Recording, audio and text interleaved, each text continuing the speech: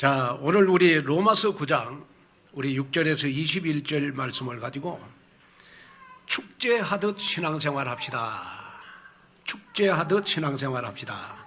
라는 제목으로 말씀을 전할 때 오늘 여러분 이 말씀을 잘 들으시면 여러분들의 인생 축제하면서 여러분 인생을 보낼 수가 있는 줄로 믿습니다. 제가 어떤 책을 봤더니 그 책의 내용이 어떤 내용이냐 그러면 우리 인생을 숙제하듯 살지 말고 축제하듯 인생 살자라는 문구가 있더라고요. 제가 그 문구를 조용히 묵상해 봤어요. 나는 인생을 숙제하면서 사는가 인생을 축제하면서 사는가 하는 걸 제가 묵상해 봤어요. 그랬더니 숙제하면서 살라는 말은 무슨 말일까? 제가 묵상해 봤더니 그 숙제하면서 인생을 산다는 말은 무슨 말이냐 그러면 인생을 너무 바르게 살지 말아라. 인생을 너무 바르게 살면 내가 어떤 목적은 성취할 수 있지만은 마음이 너무 공허하지 않냐.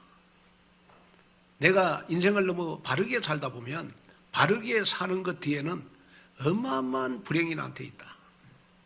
그러나 내가 복음으로 답을 내고 여러분 내 인생을 축제 인생으로 살면 축제 인생으로 산다는 말은 무슨 말입니까?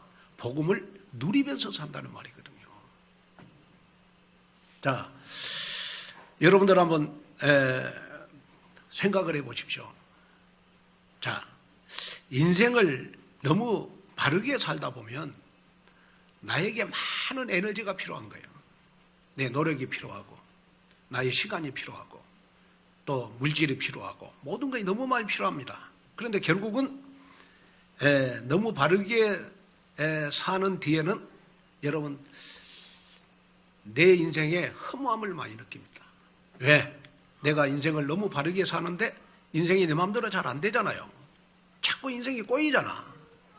그런데 내가 복음으로 답을 딱 내고 매일매일 내 인생을 축제하듯이 여러분 복음을 누리면 내가 별로 노력하지 않는데 여러분들의 삶에는 여러분 100배의 열매가 있을 줄로 믿습니다. 그래서 여러분이 오늘 이번 한 주간 여러분 늘 24시 한번 생각해 봐야 돼요. 나는 복음을 가지고 있는데 숙제하면서 인생을 사느냐 내 인생은 축제하면서 인생을 사느냐 한번 여러분들이 점검을 해봐야 돼요. 자, 숙제하면서 인생을 산다는 말은 무슨 말이에요? 나는 이번 달에 돈을 얼만큼 모아야지. 또 나는 공부를 어디까지 마무리 지어야지. 그러면서 일주일을 목표 달성을 위해서 굉장히 노력을 많이 해요. 그리고 이 인생 자체가 여러분 너무 계획성이 있어. 그런데 마음은 공허하고 마음은 허무하고 마음에 여러분 기쁨이 없어. 왜 그럴까요? 왜 그럴까요? 내가 여러분 숙제하듯 복음 없이 여러분 인생을 살면요. 그 올바르게 사는 그 배경 뒤에는 죄와 저주와 지옥의 배경이 나를 다 붙잡고 있습니다. 그러나 내가 내 인생 별거 있나? 요한복음 19장 30절에 보니까 예수님이 십자가에 다 끝냈다. 내 인생 다 끝냈기 때문에 나는 하루를 살아도 나는 축제 인생을 살아야 되겠구나. 여러분 이 믿음을 갖는다면 여러분들 하루하루가 여러분 축제 인생이 되지 않겠냐 싶습니다. 저는 우리 온누리교회 성도 여러분들이요. 진짜 여러분들 종교 생활에서 여러분들의 신앙이 복음화가 됐으면 좋겠어요. 자, 종교적 신앙은 숙제하듯이 여러분 모든 것을 내 계획, 수준, 표준, 생각대로 숙제하는 것처럼 사는 거예요. 너무 사람이 바르게 열심히 사는데 마음은 공한 거예요. 하는 일은 잘 안 돼. 그러나 복음화는 뭐냐 했을 때, 복음화는 여러분 요한복음 19장 30절에 예수님이 십자가에서 내 인생 다 끝냈기 때문에 나는 내 노력과 상관없이 하나님이 나를 축복하실 것이다. 하나님이 나를 축복으로 인도해 가실 것이다.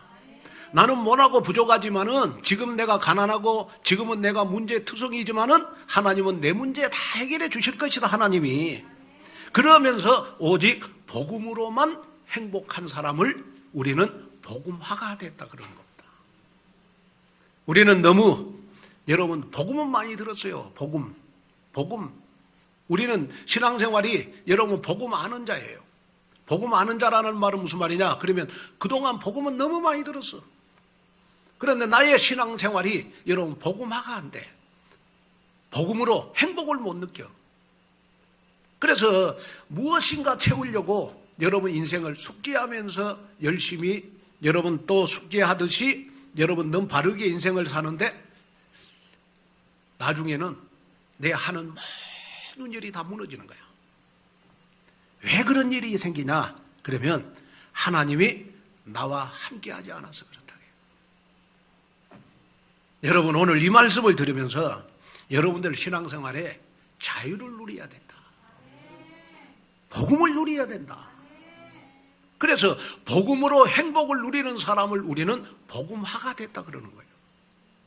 우리 온누리 교회는 어떤 사람이 오더라도 상처받고 힘들고 인생 구겨지고 실패한 사람들이 와서 여러분 복음으로 행복함을 누리는 교회가 돼야 된다. 그래서 마르틴 루터 여러분 이승만 대통령이 가장 좋아했던 성경 구절이 있어요. 그 성경 구절이 바로 여러분 갈라디아서 5장 1절입니다.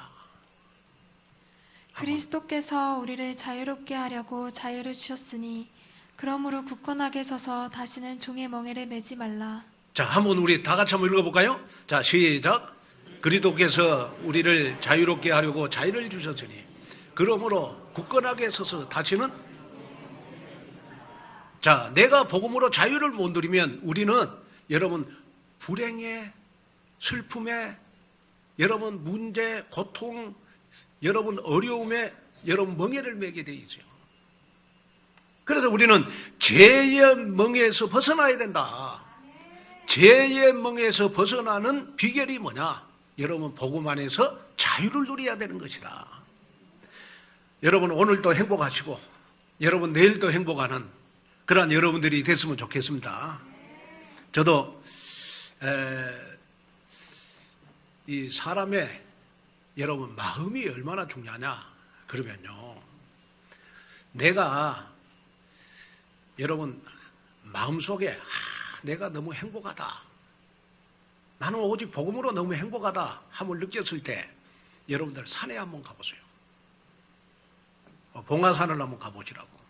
그러면 산의 나무들이요 다 나를 위해서 노래를 불러줘요. 근데 내가 마음이 너무 슬퍼, 나는 너무 바르게 사는데, 나는 열심히 사는데 여러분 내가 너무 슬퍼, 그래가지고 산에 한번 가보시라고. 그러면 산의 나무들이 나를 위해서 다 울어주는 거예요. 그럼 저는 산에 가서 나를 위해서 여러분 나무들이 노래를 불러줄 때 여러분 등산 딱 끝나고 나면 그 기쁨과 희열은 말할 수가 없잖아요. 그러니까 다시 말하면 아무리 내가 등산을 해도 내 마음에 따라서 등산이 기쁘고 슬플 수가 있다는 거예요. 여러분 오늘 이 말씀을 듣는 순간 여러분 내가 어떤 것을 계획하려고 하지 말고 하루하루를 여러분 복음 안에서 행복으로 여러분 하루하루를 사는 여러분이 됐으면 좋겠다. 그래서 잠언서 16장 9절에 한번 보겠습니다. 사람이 마음으로 자기의 길을 계획할지라도 그의 걸음을 인도하시는 이는 여호와시니라. 자, 사람이 자기의 길을 계획할지라도 여러분이 숙제하는 것처럼 인생을 계획할지라도 내 마음대로 인생 안 된다. 왜? 내 인생의 걸음을 인도하시는 이는 여호와 하나님이다. 여러분 인생 내 마음대로 돼요? 내 마음대로 안 되잖아요. 그래서 우리에게 복음이 필요한 것이고 하나님이 나와 함께 하심이 필요한 거예요. 저는 이 말씀을 전하면서 여러분들에게 꼭 부탁을 드리고 싶은 거 있습니다. 여러분들 일주일에 행복하고 싶거든 주일날 하나님의 말씀을 듣는데 집중해라. 여러분들의 일주일에 행복과 슬픔이 어디에서 결정이 되느냐? 그러면요, 여러분 오늘 예배를 통해서 결정이 되는 것이다. 여러분 오늘 예배에 오셔서 여러분이 진짜 깊은 은혜를 받으면 일주일 내내 여러분들은 깊은 행복 속에 들어갈 것이다. 하나님 나에게 오늘 예배를 통하여 깊은 은혜를 나에게 주십시오. 그래서 한 주간 동안 깊은 행복을 누릴 수 있는, 오직 복음으로 행복을 누릴 수 있는 그러한 여러분들이 되시기를 주님의 이름으로 축원을 드립니다. 목사님 무슨 말씀입니까? 한 주간 내내 나는 마음의 상처를 가지고 또 여러 가지 시험 들어서 내가 지냈습니다. 그래서 너무 지금 슬픈데 목사님이 행복하라고 하는데 절대 나는 행복할 수가 없습니다. 그래서 하나님이 역사해야 되는 거예요. 그래서 여러분 말씀을 붙잡고 기도해야 되는 거예요. 그래서 우리 여러분 내 마음대로 내 계획대로 살지 말고 여러분 내 계획도 필요하지만은 제일 먼저 우리에게 필요한 것은 복음으로 행복한 것이 필요한 것이다. 오늘 그 축복이 오늘 여러분들의 있기를 주님의 이름으로 축원을 드립니다. 그래서 주일날 여러분 교회 오셔서 오늘의 말씀, 오늘의 기도, 오늘의 전도를 붙잡고 여러분 CVDIP로 한 주간 사는 여러분 되시기를 주님의 이름으로 축원을 드립니다. 자, 그러면 첫째, 우리는 약속의 자녀이기에 우리는 축제 인생을 살아야 됩니다. 자, 로마서 9장 6절 8절을 한번 읽어볼까요? 그러나 하나님의 말씀이 폐하여진 것 같지 않도다. 이스라엘에게서 난 그들이 다 이스라엘이 아니요 또한 아브라함의 씨가 다 그의 자녀가 아니라 오직 이삭으로부터 난 자라야 내 씨라 불리리라 하셨으니 곧 육신의 자녀가 하나님의 자녀가 아니요 오직 약속의 자녀가 씨로 여기심을 받느니라. 아멘. 자, 오늘 본문에 보니까 바울은 아브라함의 혈통을 따라 난 육신의 자녀가 다 하나님의 자녀가 아니라 약속의 자녀가 하나님의 자녀라는 사실을 강조를 했어요.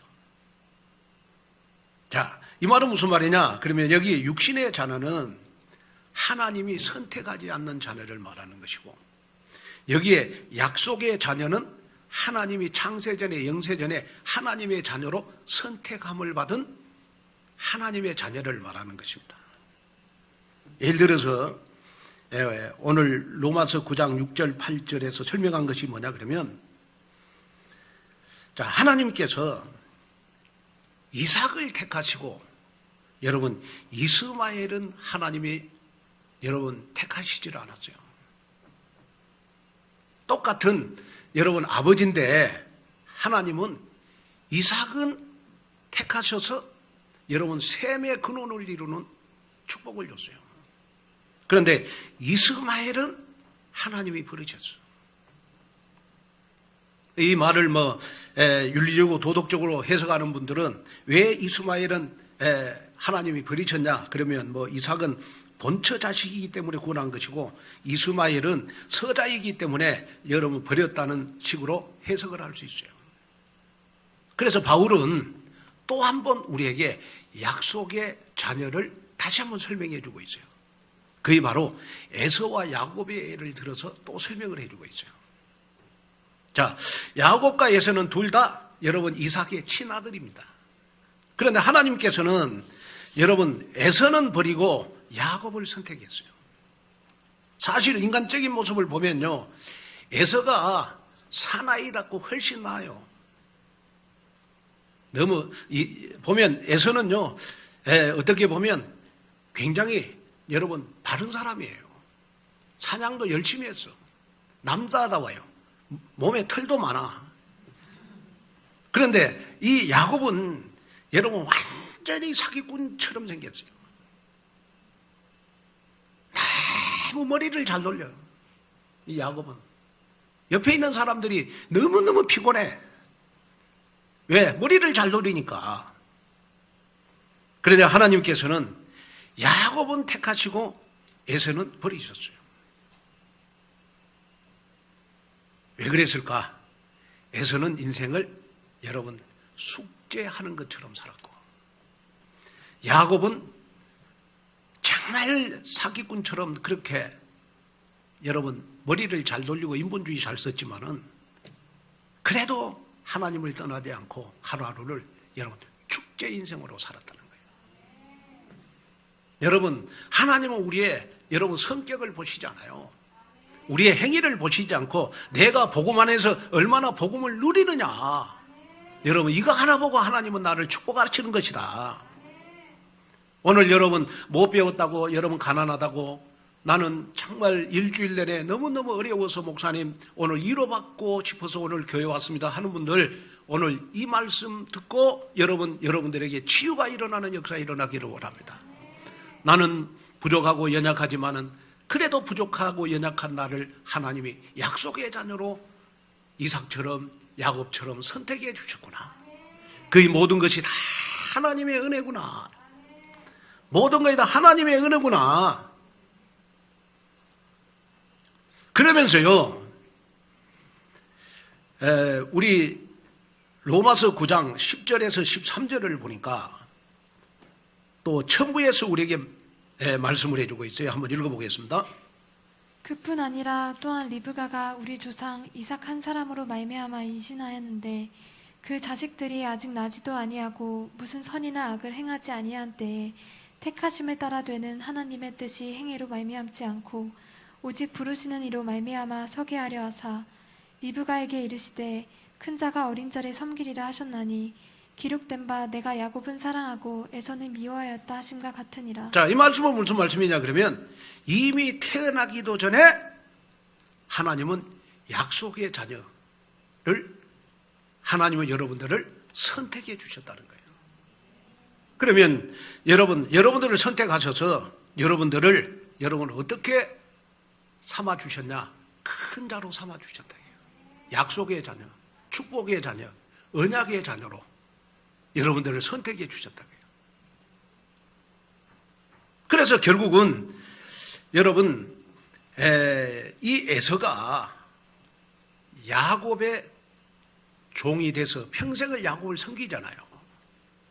마찬가지로 여러분이 약속의 자녀라면 여러분들은 시댁, 친정, 여러분들 친구들, 또 여러분들 친척 가운데 여러분들은 가장 큰 자가 될 것이다. 이 언약을 여러분 마음속에 다 붙잡는 여러분이 됐으면 좋겠어요. 여러분이 어떠한 부분에 약점이 많이 있을지라도 하나님은 여러분들의 약점을 보시지 않고 여러분 복음 하나 때문에 하나님의 자녀라는 신분 하나 가지고 여러분 언약의 자녀라는 이 신분 하나 때문에 하나님은 여러분들을 축복하신다는 걸 기억해야 돼요. 왜냐? 에베소서 1장 3절 5절에 보니까 구체적으로 우리에게 말씀을 해주고 있어요.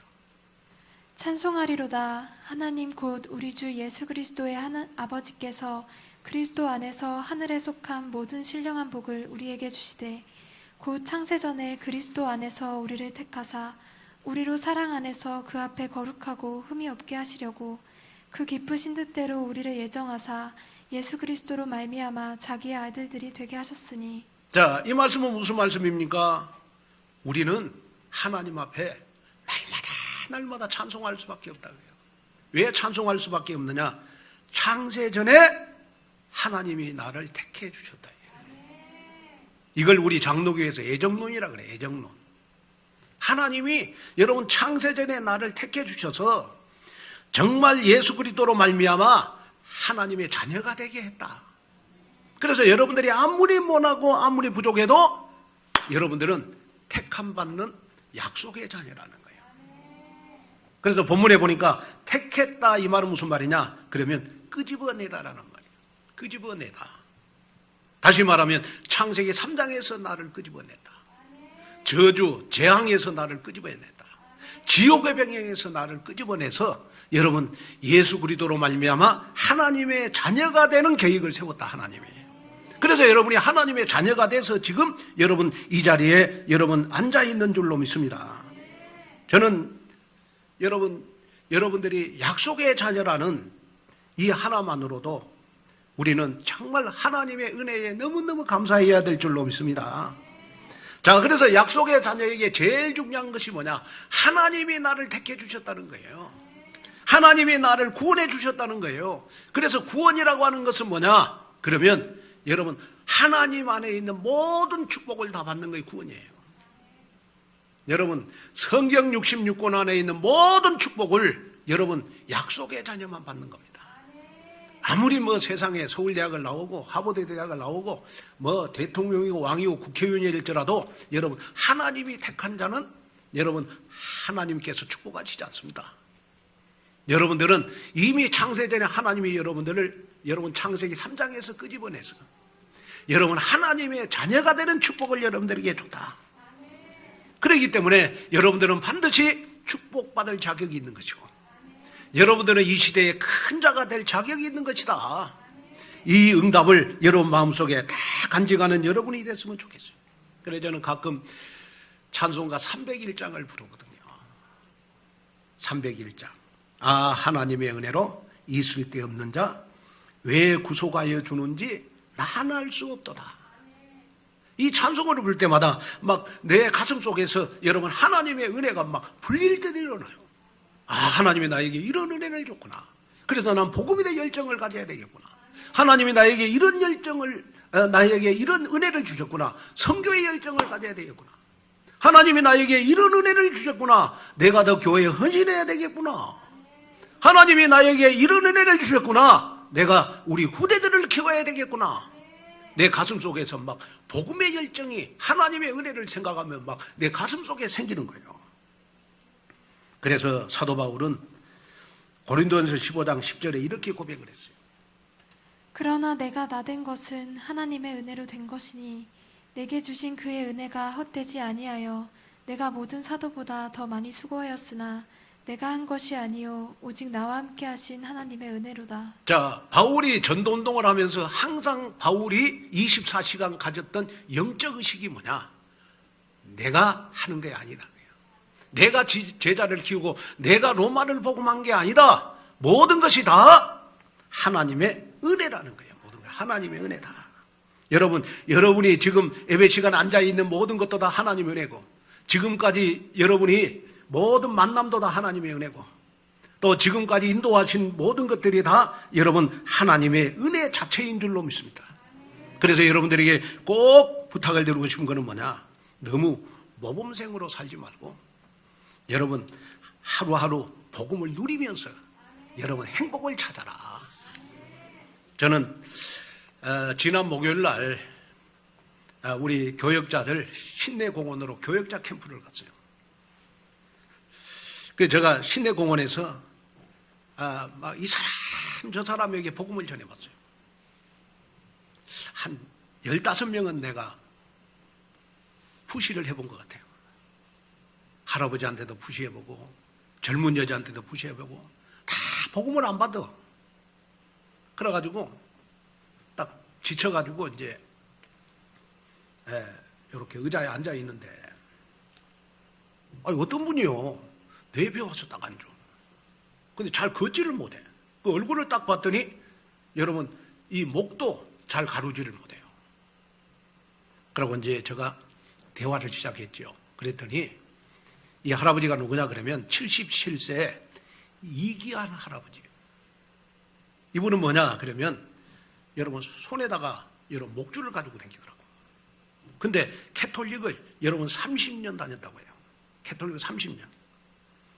그런데 지난 30년 동안 이 할아버지가요 자기 인생 스토리를 나에게 다 이야기를 해요. 자기는 캐톨릭을 30년 다녔는데 너무 인생 자체가 너무 고통이고 저주라는 거예요. 얼마나 저주냐 그러면 자기가 원래 집이 맺혀 있었대요. 근데 지난 30년 동안 여러분 캐톨릭을 다니면서요 캐톨릭은 좋은 일 선한 일 많이 하잖아요. 가난한 사람들 병든 사람들을 여러분 집을 팔아가지고 다 도와줬대요. 집을 팔아가지고. 그런데 지난 30년 동안 자기에게 온 것은 그렇게 좋은 일 선한 일 많이 했는데 교통사고를 3번 당했대요. 교통사고를 3번 당했대요. 그래가지고 마지막 교통사고를 당해가지고는 여러분 식물인간이 돼가지고 보니까 병원에 여러분 6개월 동안이나 있었대요. 식물인간이 돼가지고. 그러면서 막 나 손을 잡고 한탄하는 거예요. 그래 나 신문을 밝혔어요. 이 원목고등학교 옆에 온누리교회 제가 담임 목사입니다. 그랬더니 깜짝 아니 목사님이 전도로 오냐고. 목사님이 전도하는 건 자기가 처음 봤대. 그래 나보고 부목사냐고 그러더라고.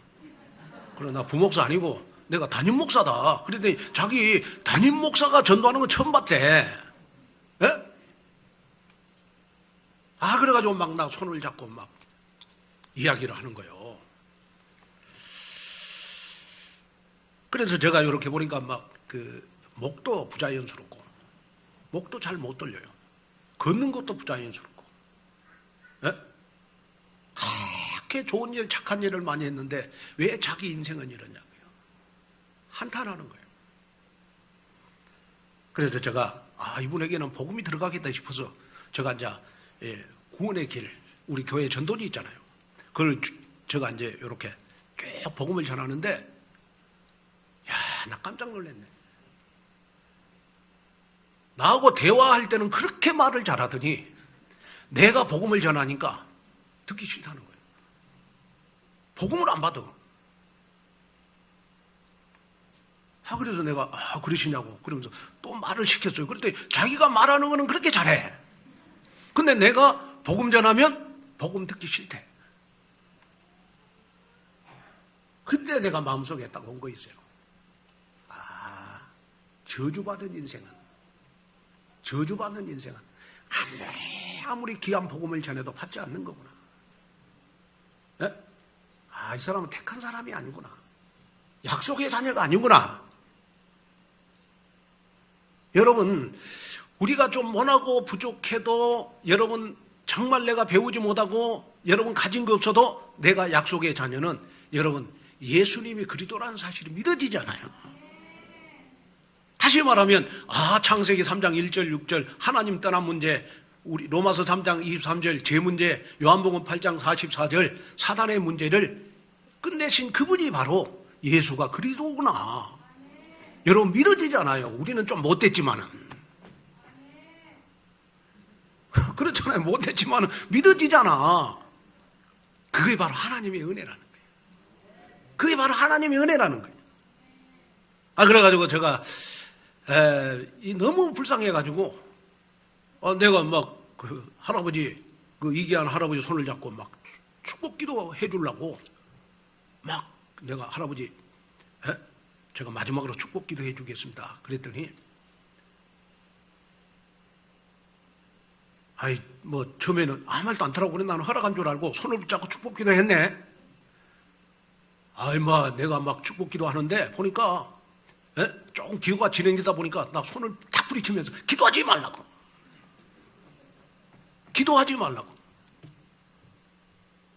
제가 모진 핍박을 다 받았습니다.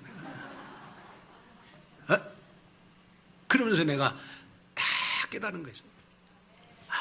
우리 온누리교회에서 신앙생활하는 여러분들은 너무 축복받았구나. 이 귀중한 이 복음. 여러분 복음을 깨달을 수 있다. 복음 때문에 내가 행복하다. 진짜 여러분들 축복받은 겁니다.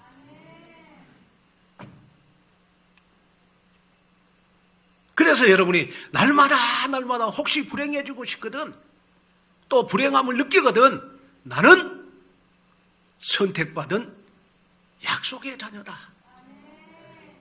약속의 자녀이기 때문에 나는 지구상에서 가장 큰 자다. 여러분 이 믿음으로 힘을 내는 여러분 되시기를 주님의 이름으로 축복합니다. 그 다음에 두 번째, 우리는 남은 자의 의식으로 축제 인생을 살아야 될 줄로 믿습니다. 자, 우리 로마서 9장 20절 21절을 한번 읽겠습니다. 이 사람아, 내가 누구이기에 감히 하나님께 반문하느냐? 지음을 받은 물건이 지은 자에게 어찌 나를 이같이 만들었느냐 말하겠느냐? 토기장이가 진흙 한 덩이로 하나는 귀 있을 그릇을 하나는 천 있을 그릇을 만들 권한이 없느냐? 아멘. 자, 여기에 보니까요, 바울이 얼마나 답답한 심정이었던지 이 사람아 그랬어요. 누구이기에 감히 하나님 앞에 반문하느냐? 지음을 받은 물건이 지은 자에게 어찌 나를 이같이 만들었느냐고 말할 수 있느냐? 그러면서 토기장이와 진흙의 관계를 빌려서 더 이상 반문을 하지 못하게 만들어요.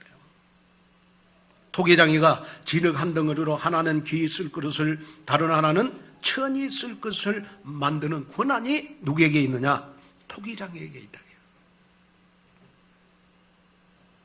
자, 여러분들이 특별히요, 토기를 여러분 만들어 봤겠지만은요, 저는 이해가 안 되는 것이 있었어요. 그게 뭐냐 그러면, 우리가 봤을 때는 굉장히 토기가 우리가 볼 때는 아름다운 작품인 것 같는데, 아름다운 작품인 것 같는데 이 토기장에는 망치로 깨버려요. 근데 우리가 봤을 때는 아주 이 토기가 못생겼어. 지 맘대로 막 너무너무 못생겼는데 토기장에는 그걸 귀한 것으로 다 여겨줘요. 무슨 말이냐? 우리가 보는 눈하고 토기장이가 보는 눈하고 다르다고요. 우리가 봤을 때는 저 사람 하나님 쓰시는 사람이다 그렇게 생각할 수 있지만은 하나님이 봤을 때는 아니야, 약속의 자녀가 아니야, 하나님 버릴 수 있다는 거예요. 자, 그래서 여기서 토기장이는 누구를 말하는 것이냐? 창조주 하나님을 말하는 것이고, 진흙은 피조물된 우리 인간을 말하는 것이다. 그래서 토기장이가 여러분 토기를 토기장이의 마음에 들도록 만드는 것처럼 하나님이 여러분들을 택하셔서 여러분들을 하나님이 원하는 절대자로 지금 만들어가고 있다. 그래, 여러분들은 지구상에서 하나님이 보실 때 제일 마음대로 생겼을지라도 제일 귀중한 여러분 이 시대에 여러분 값진 그릇이다. 여러분 이 믿음이 오늘 여러분들의 믿음이 됐으면 좋겠어요. 저는 요즘은 우리 자주 사용하지 않습니다만은 제가 어렸을 때요 자주 듣는 말이 있었어요. 그 말이 무슨 말이냐 그러면 엿장수 마음대로, 이 말 자주 들었거든요. 그러니까 아마 우리 젊은 우리 랩런트들은 이 말이 이해가 안 될 겁니다. 근데 지금 50대 이상 장년들에게는요 엿에 대한 여러분 추억이 다 있어요. 지금은 우리나라가 여러분 세계 10대 경제 대국이지만은 1960년, 1970년대만 해도 여러분 그렇지를 못했습니다. 그때는요 살림살이가 넉넉지 않았고 지금처럼 간식거리가 많을 때가 아니었어요. 여러분 삼시세끼를 여러분 제때 먹을 수 있다면 그 집은 굉장히 잘 사는 집이었습니다. 제가 중학교 다닐 때 내 옆에 친구가 있었는데 그 친구는요 여러분 점심을 여러분 요즘으로 말하면 가정부 식모가요 매일 갖다 주는 거예요. 나는 그게 그렇게 부러웠어요. 왜냐? 저는 중학교 다닐 때 새벽 4시 반에 집에서 출발하거든요. 그러고 6km를 걸어서 학교를 가거든. 그러면 저는 점심 도시락을 나는 1시간 끝나면 다 먹어요. 왜? 너무 배가 고프니까. 새벽 4시 반에 밥을 먹고 여러분 학교 가면 벌써 배고파. 6km를 걸어가야 되니까. 예? 근데 이놈은요 얼마나 부모를 잘 만났던지, 예? 지가 도시락 싸갖고 와서 먹는 게 아니고 아예 식모가 갖다 줘. 식모가. 저희 아빠 엄마는 어떤 아버지 엄마가 어떻게 저렇게 부모를 잘 만났냐, 그렇게 부러웠거든요. 그런 시절에 저를 위로했던 간식이 있어요. 그 간식이 바로 엿이에요. 엿. 왜냐? 그 당시에는요 고물상이 많아서 동네 다니면서 여러분 고물을 수거해가는 고물상들이 고물을 받고 주던 것이 바로 돈이 아니라 엿이었어요. 그래서 아이들이 엿장수가 오면 엿이 먹고 싶어가지고 집안에 빈병이나 찌그러진 여러분 양은, 냄비, 각종 고철을 가져다가 여러분 엿을 받고 먹었어요. 때로는 고물이 아닌 여러분 성한 그릇을 엿장수한테 갖다 주다가 아버지한테 실컷 얻어맞고 그럴 때도 있었어. 왜? 너무 엿이 먹고 싶으니까. 그런데요, 그렇게 좋은 그릇을 갖다 줘도 이 엿장수는 엿을 주는데 엿장수 마음대로 엿을 딱 잘라가고 줘요. 엿장수 마음대로요. 요즘 뭐 가격을 치잖아요. 얼마. 그러고 뭐 고물상에 가면 여러분 뭐 폐지 조각 갖다 주면 돈을 주잖아. 옛날에는 전부 다 엿을 줬거든요. 그때 그 엿이 여러분 그렇게 맛있었어요. 지금도 침이 덜컥 넘어가네요. 그렇게 맛있었어요. 아무리 좋은 걸 여러분 많이 갖다 줘도 엿을 주는 거는 누구 마음대로? 엿장수 마음대로. 엿장수 마음대로 줘. 무슨 말이냐? 여러분, 우리가 신앙생활을 하면서 하나 가져야 될 영적 의식이 있다. 그 영적 의식이 뭐냐? 바로 내 인생은 하나님 마음대로 인도해 가신다는 거예요. 내 인생은 하나님 마음대로 인도해 가는 거예요. 그래서 어차피 내 인생은 여러분이 하나님의 자녀 되는 순간 다 정해졌다. 인생을 반드시 여러분은 실패하지 않고 여러분들은 복덩어리로 하나님 인도해 가실 것이고 성경 66권 안에 있는 모든 축복을 다 주시면서 하나님은 여러분들이 인도해 가실 것이다. 내 인생은 정해졌다. 그래서 하나님이 나를 여러분 237 나라 5천 종족을 살리도록 세계복음화의 언약을 붙잡는 교회로 여러분들이 인도해 주셨다. 그렇잖아요. 인도해 주셨다. 그렇기 때문에 우리는 하루하루를 살 때 여러분 숙제하듯이 인생 살지 말고 우리는 축제하듯이 복음 누리면서 행복을 누리는 하루하루가 됐으면 좋겠다. 그러면서 이제 우리가 그렇구나. 내가 약속의 자녀고 언약의 백성이라면 여러분들이 꼭 마음속에 하나 담아야 될 거 있어요. 그게 바로 남은 자의 의식을 가져야 돼요. 남은 자의 의식. 자, 우리 로마서 9장 27절 29절 한번 읽어볼까요? 또 이사야가 이스라엘에 관하여 외치되 이스라엘 자손들의 수가 비록 바다의 모래 같을지라도 남은 자만 구원을 받으리니 주께서 땅에서 그 말씀을 이루고 속히 시행하시리라 하셨느니라. 또한 이사야가 미리 말한 바 만일 만군의 주께서 우리에게 씨를 남겨두지 아니하셨더라면 우리가 소돔과 같이 되고 고모라와 같았으리로다 함과 같으니라. 자, 여기에 보니까 소돔과 고모라가 멸망할지라도 하나님은 멸망해가는 소돔과 고모라 안에 남은 자를 남겨놨다는 거예요. 남은 자. 남은 자. 자, 아무리 이스라엘 백성의 수가 바다의 모래와 같이 많을지라도 하나님은 남은 자를 남겨놨다는 거예요. 남은 자. 자, 그러면 우리가 이 남은 자를 우리는 영어로 렘넌트라고 그래요. 영어로 렘넌트. 이 남은 자를 우리는 영어로 렘넌트라고 그래요. 이사야 6장 13절. 자, 그러면 이 렘넌트라는 말은 대사두의 사람이 불신앙의 자리에 있음에도 불구하고 믿음의 자리에 서 있는 소수의 사람을 우리는 남은 자라고 그러거든요. 자, 여러분들은 코로나 시대에도 여러분들은 좌절하지 않고 낙심하지 않고 코로나를 무사히 여러분 복음으로 이겨냈잖아요. 그래서 오늘 이 자리에 예배 드리잖아요. 바로 여러분들이 이 시대의 남은 자가 아닌가 싶습니다. 열왕기상 19장을 보면 엘리야가 선지자로 활동하고 있을 당시 이스라엘 백성들이 심각한 우상 숭배에 빠졌습니다. 이런 시대에 마치 엘리야 자기만 혼자 하나님을 믿는 것처럼 보였던 고립무원의 시점에 하나님의 음성이 들렸어요. 이 시대에 아직도 바알에게 무릎을 꿇지 아니하는 사람 7,000명을 하나님이 남겨줬다.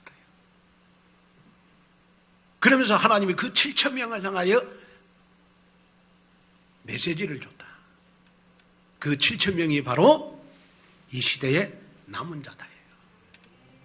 7,000명이 바로 이 시대의 남은 자다. 자, 여기에 남은 자라는 의미에는 여러분 두 가지 의미가 있습니다. 첫째로 남은 자란 구원받은 하나님의 자녀를 의미하는 것이다. 그 다음에 둘째는 계속해서 하나님 앞에 쓰임받는 제자를 말하는 것이다. 자, 하나님 앞에 쓰임받는 제자가 되기 위해서 우리 인생은 여러분 숙제하듯 살지 말고 축제하면서 인생을 살아야 되는 것이다. 그래서 여러분 이 시대는 제가 보니까 여러분 남은 자만 하나님 앞에 축복을 받는 거다. 여러분 오늘 하나님 이 시대에 우리가 코로나 시대에도 남은 자로서 하나님 앞에 나의 믿음을 지키는 자가 되기를 원합니다. 그래서 여러분들이 이 시대는요 남은 자의 의식을 가지고 여러분 말씀을 체험하는 자가 돼야 돼요. 그래서 우리는 말씀을 체험하는 자를 우리는 남는 자라고 그래요. 그리고 빛을 비추는 자를 가리켜서 우리는 남을 자라고 그러고, 또 만민에게 여러분 만민을 돌아오게 하는 자를 우리는 남길 자다 이렇게 말하는 거거든요. 결과적으로 우리 오늘의 교회도요 여러분 왜 이번에 임직식을 하느냐, 우리 오늘의 교회가 임직식을 하는 이유는 다른 이유가 없어요. 앞으로 남는 자 남을 자 우리 오늘의 교회 70인 제자를 세워야 되니까 우리가 임직식을 해야 되는 것이다. 그래 장로 한 사람 한 사람이 정말 237을 살리고 5천 종족을 살리는 여러분 70인 제자의 축복을 누려야 된다. 그러면 이 남는 자 남을 자의 축복이 바로 우리 임직자들에게 있지 않겠냐.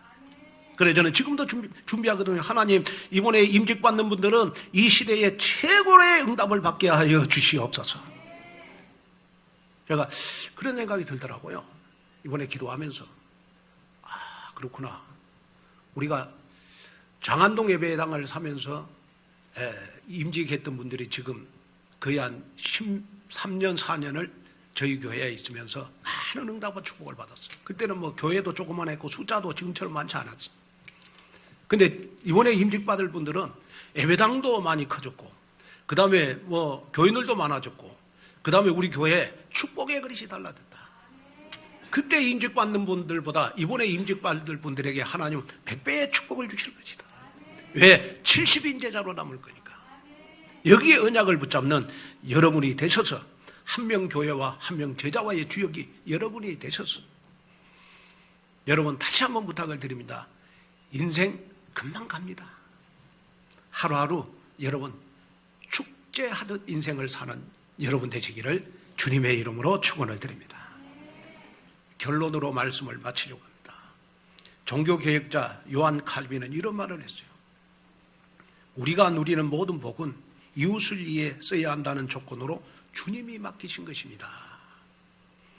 우리를 택하시고 우리를 이 시대에 남은 자로 부르신 것은 우리를 통하여 또 다른 영혼을 살리기 위해서 하나님이 나를 영세전에 창세전에 약속의 자녀로 선택해 주셨다.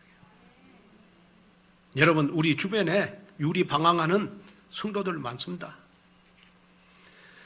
여러분 정말 영적 고통 속에서 여러분 본질적인 문제를 해결하지 못하고 지금도 우울증, 불면증, 여러분 불안, 고통, 마음의 평안함 없이 사는 사람들 너무 많습니다.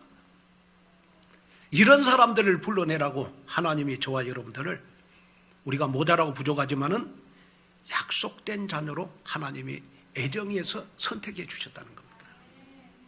왜 나를 구원받게 했느냐?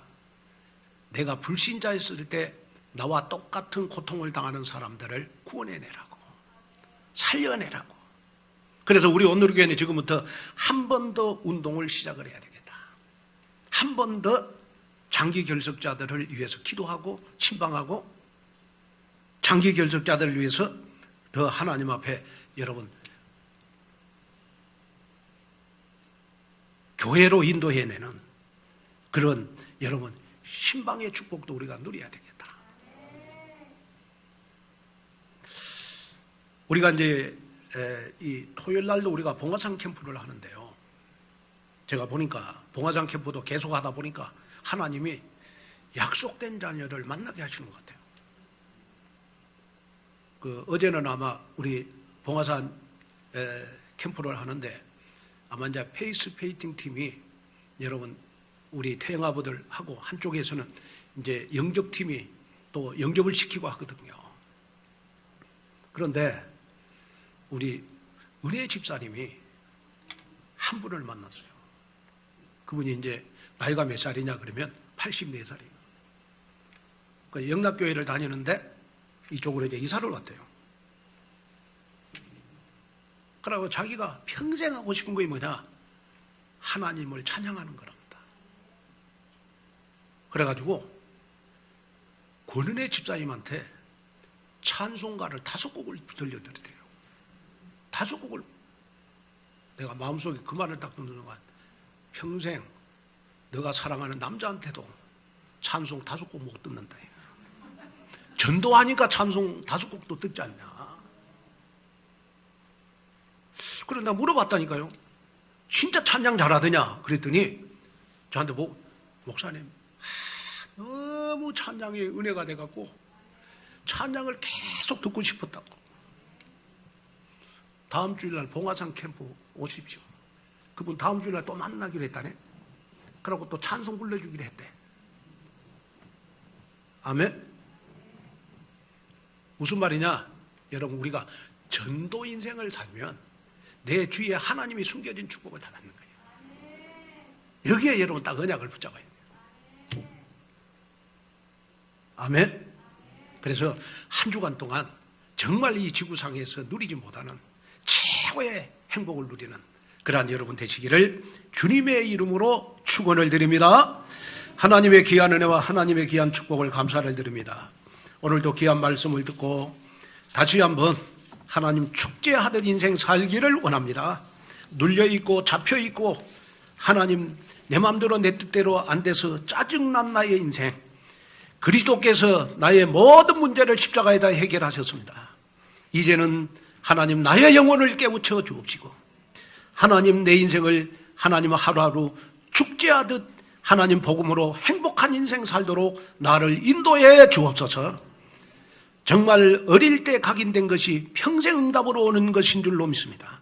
어릴수록 복음을 각인시켜서 평생 행복을 찾아서 누리는 귀한 우리 후대들 되도록 축복하여 주옵소서. 예수님의 이름으로 간절히 축복 기도하옵나이다. 아멘.